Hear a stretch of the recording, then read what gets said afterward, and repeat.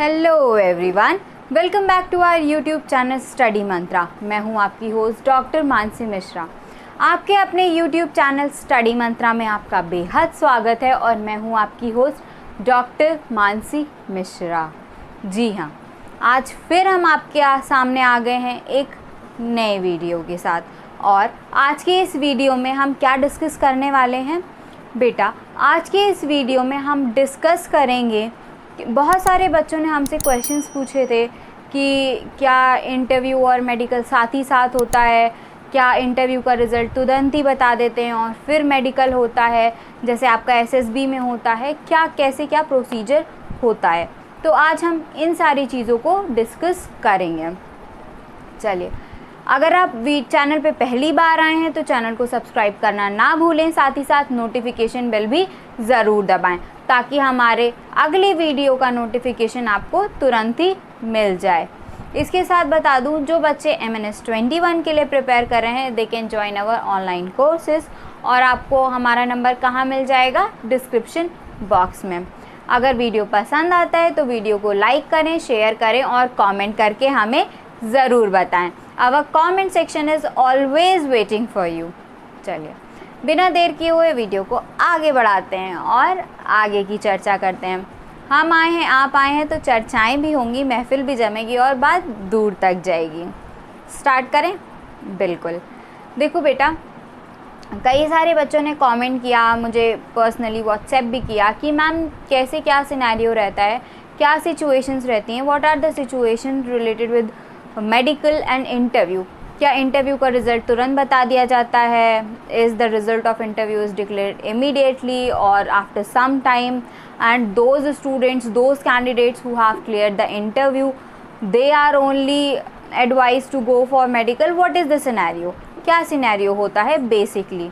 तो today I will clear all your doubts related with this topic. चलिए बात करें बेटा। ऐसा नहीं होता कि इंटरव्यू का रिज़ल्ट तुरंत ही बता दिया जाए। जैसा कि हम अपने पहले वीडियो में, प्रीवियस वीडियोस में वी हैव डिस्कस दैट कैसे आपका इंटरव्यू रहता है और कैसे शेड्यूल किया जाता है। सबसे पहले आपका रिटन एग्जामिनेशन का रिज़ल्ट आता है, उसमें सेलेक्टेड कैंडिडेट्स का नाम होता है। तो those students who are shortlisted for the interview, name of those students is there in that list. उस लिस्ट में सिर्फ उन्हीं स्टूडेंट्स का, उन्हीं कैंडिडेट्स का नाम होता है जो इंटरव्यू के लिए शॉर्ट लिस्ट किए गए हैं, यानी जो कट ऑफ की रेस में बने हुए हैं। तो जब आपका रिज़ल्ट आता है MNS के रिटन एग्जामिनेशन का, उनमें सिर्फ उन्हीं स्टूडेंट्स का नाम होता है जो इंटरव्यू के लिए शॉर्ट लिस्ट किए गए होते हैं। बाकी कैंडिडेट्स का नाम नहीं होता और ना ही उन्हें उनके मार्क्स पता चलते हैं। So if you are in the race, अगर आप रेस में हैं and you have clear the cut off, then your name will be there in that particular list. अगर आपने कट ऑफ को क्लियर किया है तभी आपका नाम उस पर्टिकुलर लिस्ट में होगा, अन्यथा नहीं होगा। इसके बाद जब आपका रिज़ल्ट आता है MNS के रिटन एग्जामिनेशन का, उसी दिन आपको एक डेट अलॉट कर दी जाती है कि at which date you have to report at your centre, at your respective centre, क्योंकि सेंटर्स अलग अलग होते हैं। कुछ कैंडिडेट्स को अभी तक दिल्ली भेजा जाता था और कुछ कैंडिडेट्स को पुणे भेजा जाता था फॉर इंटरव्यू। लेकिन ये कोविड-19 का पैंडमिक का केस है, कोविड-19 का इधर टाइम चल रहा है और कहीं कोरोना काल है। तो कोरोना काल में तो बहुत सारी ऐसी घटनाएं हो गई जो बिल्कुल ही अनएक्सपेक्टेड थी, जिनकी किसी को कोई उम्मीद नहीं थी। तो क्या ना हो जाए वही काम। इसलिए अभी तक तो 2019 तक, इवन 2018 तक 2 सेंटर्स थे, 2 सेंटर्स 2019 तक थे। अब हो सकता है कि 2020 के लिए आपके इंटरव्यू के लिए वो 2 से ज़्यादा सेंटर करें, क्योंकि they can not call you at a huge number at a particular centre, क्योंकि वो आपको एक बहुत बड़े नंबर में सेंटर पे नहीं बुला सकते। तो हो सकता है वो नंबर ऑफ़ सेंटर्स बढ़ा दें इंटरव्यू के लिए। इसको ध्यान में रखते हुए हो सकता है सेंटर लखनऊ और इस बार लखनऊ, कोलकाता कहीं भी चला जाए। इसको ध्यान में रखते हुए सेंटर्स कुछ भी हो सकते हैं। आप इससे बेफिक्र रहिएगा कि सेंटर क्या हैं, कैसे हैं, कहाँ पे हैं। ये आपको आपके MNS के रिटन एग्ज़ाम का जब रिज़ल्ट डिक्लेयर किया जाता है उसी दिन बता दिया जाएगा कि आपका सेंटर कहाँ गया है और कैसे क्या होने वाला है, आपको किस सेंटर पर रिपोर्ट करना है। जब आप सेंटर पर रिपोर्ट करोगे तो you will be given a particular date. उस डेट पे आपका इंटरव्यू शेड्यूल किया जाता है मोस्टली, यानी most of the time your interview is scheduled on the same date which is given to you. उसी डेट पे आपका इंटरव्यू शेड्यूल किया जाता है जो आपको दी गई होती है। In some cases, if somehow the interview panel is not having the time at the same date, so they can schedule your interview at next day, or they can schedule your interview at whatever date, but that is in rare scenarios। वो एक rare scenario का case है, हमेशा ऐसा नहीं होता है। जिस दिन आपको जो डेट पर्टिकुलर अलॉट की जाती है उसी दिन आपका इंटरव्यू शेड्यूल कर दिया जाता है। आपके इंटरव्यू और मेडिकल साथ साथ चलता है, यानी ऐसा कुछ भी नहीं है कि जो कैंडिडेट सिर्फ इंटरव्यू क्लियर करेंगे वही आगे मेडिकल के लिए जाएंगे, सिर्फ उन्हीं का मेडिकल होगा, बाकी कैंडिडेट्स का नहीं होगा।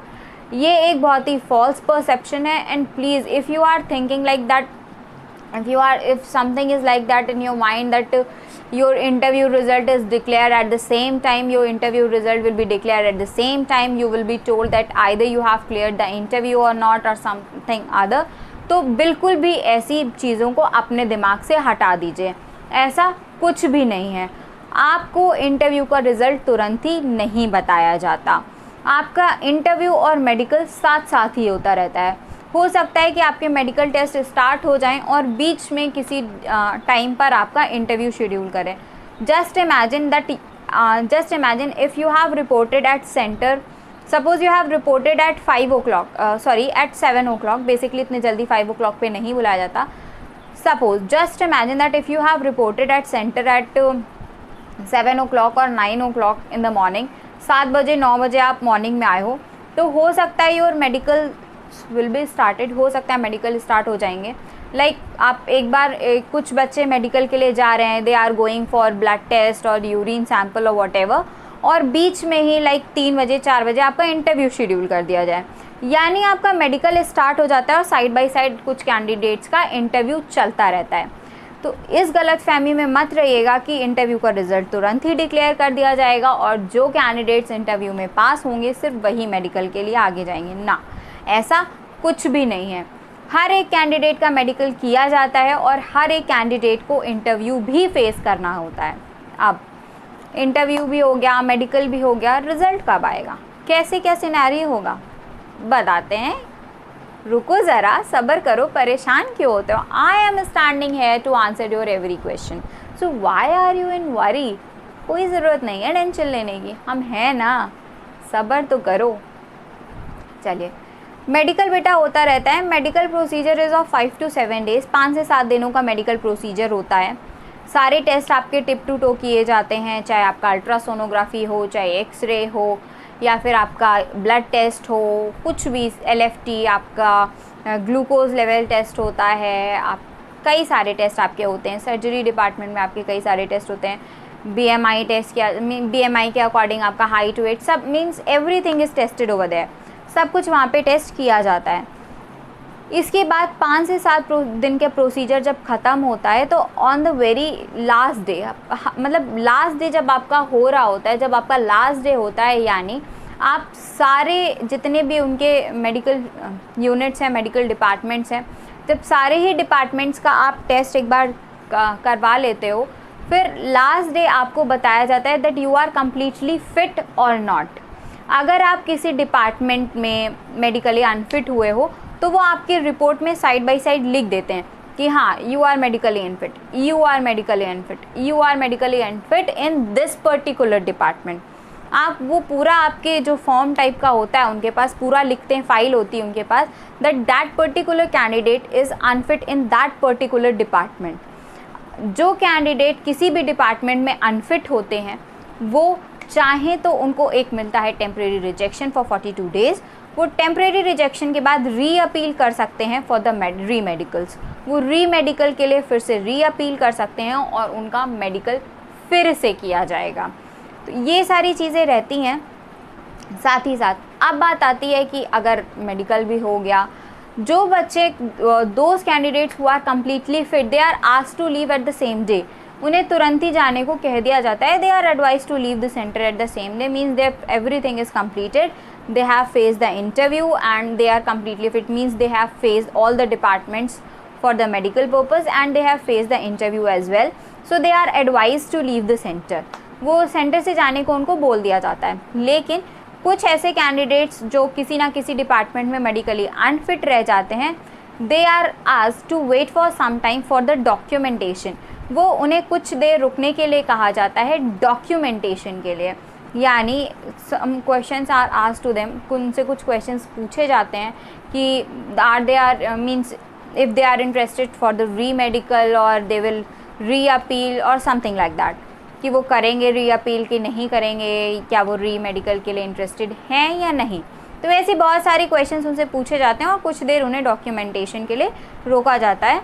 Then after that they are also asked to leave the centre, उसके बाद उन्हें भी जाने को बोल दिया जाता है। ये सारी चीज़ें होती हैं। फिर मेडिकल भी हो गया यार, ये भी पता चल गया कि मेडिकल फिट थे या नहीं, रिटन एग्ज़ाम का तो रिज़ल्ट भी आ गया था। अब कब जाएंगे ट्रेनिंग पे, कब जाएंगे अपने सेंटर्स पे, कब रिपोर्ट करेंगे, कब पता चलेगा कि now we are going to be an MNS officer, result कब आएगा भाई, फाइनल रिज़ल्ट कब आएगा, बहुत सारे क्वेश्चंस फिर आपके माइंड में। जब आप वहाँ से फेस करके इंटरव्यू वापस आओगे ना, तो there will be a tick tock in your mind, then when will your final result will come. एक टिक टॉक आपके माइंड में होगा कि आपका फाइनल रिजल्ट कब आएगा। और ये जो इंतज़ार होता है ना फाइनल रिजल्ट का, trust me that is heart breaking and that is breath breaking.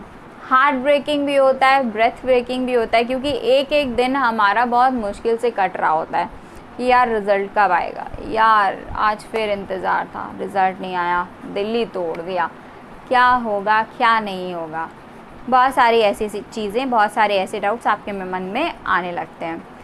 आपका फाइनल रिज़ल्ट आता है अप्रॉक्स 1-1.5 महीने में। फिर फाइनल रिज़ल्ट जब आता है आपका, तो जो बच्चे मेडिकली फ़िट होते हैं, साथ ही साथ इंटरव्यू को क्लियर करते हैं, उन बच्चों को अलग अलग सेंटर्स अलॉट कर दिए जाते हैं। Then they have to report at their respective centres for their BSc nursing course. फिर उन्हें उस रिस्पेक्टिव सेंटर पे जाना होता है बीएससी नर्सिंग कोर्स के लिए। वहाँ they have to submit their documents, उन्हें वहाँ पे डॉक्यूमेंट्स, वहाँ पे अपने ओरिजिनल डॉक्यूमेंट्स बेसिकली जो होते हैं वो वहाँ पे सबमिट करने होते हैं। तो इस तरीके का कुछ प्रोसीजर रहता है मेडिकल का, इंटरव्यू का।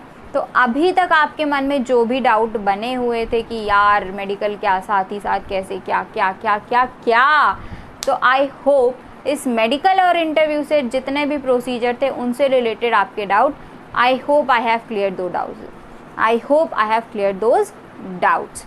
तो आई थिंक मैंने आपके वो डाउट क्लियर कर दिए हैं। Still if you are having any doubt, तो you can share your doubt in the comment section and I will try to solve those doubts। अगर अभी भी कोई डाउट आपके माइंड में बचता है तो हमें कमेंट सेक्शन में ज़रूर बताएं और हम डेफिनेटली ट्राई करेंगे कि हम उस डाउट को भी क्लियर करें। कोई डाउट है? कोई डाउट है तो हमें ज़रूर बताइए, हम कोशिश करेंगे कि जैसे भी we will solve your doubt, जैसे भी हमारे पास, जैसे आपकी श्रद्धा, जैसे हमारी श्रद्धा, हम डेफिनेटली ट्राई करेंगे कि आपकी हेल्प कर सकें और उस डाउट को क्लियर कर सकें। इसके अलावा जो MNS वॉरियर्स हमारे MNS 21 के लिए प्रिपेयर कर रहे हैं, we are waiting for you, study Mantra is basically waiting for you. और आपको हमारा नंबर कहाँ मिल जाएगा? डिस्क्रिप्शन बॉक्स में। Thank you so much for watching the video, thank you so much for being with us, thank you everybody, thank you so much।